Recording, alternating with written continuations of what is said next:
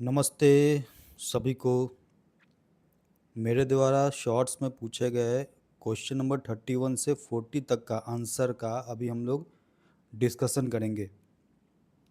तो question number 31 है, यदि कोई रेलवे कर्मचारी सेवानिवृत्त हो जाता है तो सामान्यतः उसे रेलवे क्वार्टर कितनी अवधि तक रखने की अनुमति होती है। तो सामान्यतः उसे 4 माह तक क्वार्टर रखने की अनुमति होती है, लेकिन कोई विशेष कारण हो तो सक्षम प्राधिकारी से अनुमति लेकर के कुछ और समय तक भी रहा जा सकता है। तो इसका आंसर है सी, 4 माह। रेलवे क्वार्टर पर अनाधिकृत कब्जे की स्थिति में किस प्रकार का किराया वसूला जाता है। तो इसका आंसर है सी, डैमेज रेंट।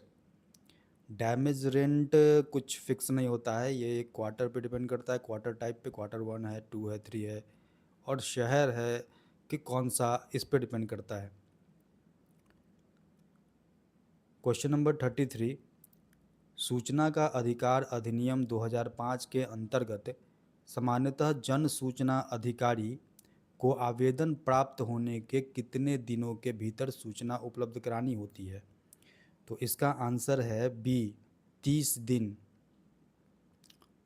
क्वेश्चन नंबर 34, क्षेत्र ए के राज्य को भेजे जाने वाले पत्र सामान्यतः किस भाषा में होने चाहिए।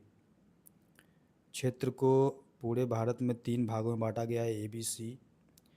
तो ए क्षेत्र को हिंदी भाषा में पत्र लिखना होता है, तो आंसर हो गया B, Hindi. Question number 35, LAP railway कर्मचारी के खाते में सामान्यतः प्रतिवर्ष कितने दिन जमा होती है। तो प्रतिवर्ष 30 दिन जमा होती है, 1 जनवरी को और 31 जुलाई को 15-15 दिन जमा होता है, कुल 30, यानी कि answer C. Question number 36, Bharat के संविधान का कौन सा अनुच्छेद संघ की राजभाषा से संबंधित है। तो इसका आंसर होगा अनुच्छेद 343, ऑप्शन नंबर ए। तो राजभाषा पे हम लोग विस्तार से चर्चा करेंगे।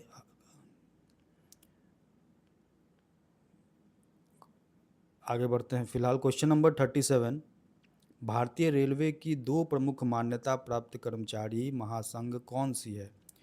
तो AIRF और NFIR, option number A. Question number 38, trade union अधिनियम 1926 के अनुसार किसी ट्रेड यूनियन के रजिस्ट्रेशन के लिए कम से कम कितने सदस्य आवश्यक हैं। तो कम से कम 7 सदस्य जरूरी है, यानी option number B. Question number 39, केंद्रीय भारतीय भाषा संस्थान का मुख्यालय कहाँ स्थित है। तो मैसूर में है, ऑप्शन सी। आगे बढ़ते हैं। क्वेश्चन नंबर 40, कमलापति त्रिपाठी राजभाषा स्वर्ण पदक प्रतिवर्ष कितने अधिकारियों को प्रदान किया जाता है। तो इसका आंसर है ए, 1। यह पदक GM को दिया जाता है और वर्ष में किसी एक GM को प्राप्त होता है। तो फिर मिलते हैं अगले वीडियो में। नमस्कार।